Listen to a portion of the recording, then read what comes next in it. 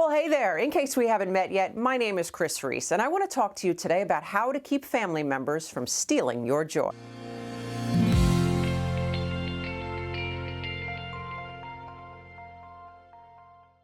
I have news that will change your life. No one can make you feel anything. Not your mother, not your father, not anyone in your family, not anyone else on earth for that matter. I'll let that sink in a moment. This was quite an eye-opening revelation for me. You see, in the past, I thought that I could control someone else's feelings and behaviors. I know, very codependent of me.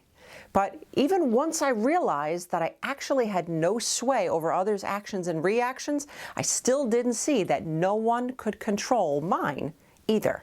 What a game changer! To think that my reaction to the people who pushed my buttons was just that, mine.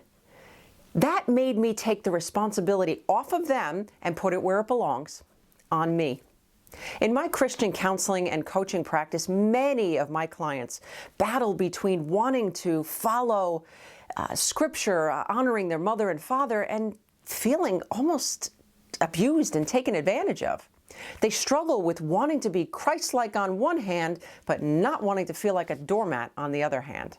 And this often leads people to extended periods of repressed emotions, which then ultimately leads to uncontrolled outbursts. And these outbursts create intense guilt, and so the cycle continues. Look, as you head into the holiday season, that so often includes multiple family gatherings. It doesn't have to be that way. You can arm yourself against the attacks of family members who know not what they do. And here's how. First, own your own feelings. The best way to get your joy back is to stop blaming others for making you feel a certain way. Once you take responsibility for your own feelings, you can finally process them properly. If you need help processing old wounds and emotions, please consider getting professional help. It could be the very thing that gets you the breakthrough that you need.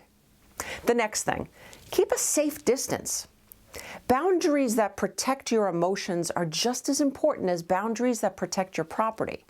If you feel you have no choice but to allow someone to do or to say whatever they want, I hope that you will get help, as this is not how relationships are meant to work. It's not the other person's job to put up boundaries for you. You must do that yourself. The next, don't get sucked in. You might be tempted to defend yourself or get pulled into a toxic conversation. Resist. It might be uncomfortable at first, but they will likely move on to someone else if you don't engage. Look, this doesn't mean that you have to agree with the other person, but keep your responses more neutral. Think business-like responses. The next, don't think you can change them. Too many people think that they can just simply smother negative, toxic people with positivity and love and expect them to change. Big mistake. If your family members are negative, toxic, or even abusive, it's likely behavior and thinking that has been ingrained in them for a long, long, long time. Nothing that you say will likely change them. Only once you let go of the expectation that they will change can you deal with the reality of the situation. You can love someone without feeling the need to change them. Look, only God can change people. And if He's been trying to change them with no success, what makes you think you can? Family time can be enjoyable, filled with wonderful memories, both old and new. But for some families, it's a cross to bear. And if you fall into the latter category, you would do well to arm yourself with these tactics so that you can truly honor people the way God calls us to. If you struggle with negative, toxic thinking that maybe even came as a result of your upbringing, I want to encourage you to click down below this video. And I have an assessment that will tell just how toxic your thinking is. While you can't change somebody else, you certainly can arm yourself for your future. And while you're down there, I would really appreciate it if you'd click the like button. Until next time, may you be blessed beyond your wildest imagination.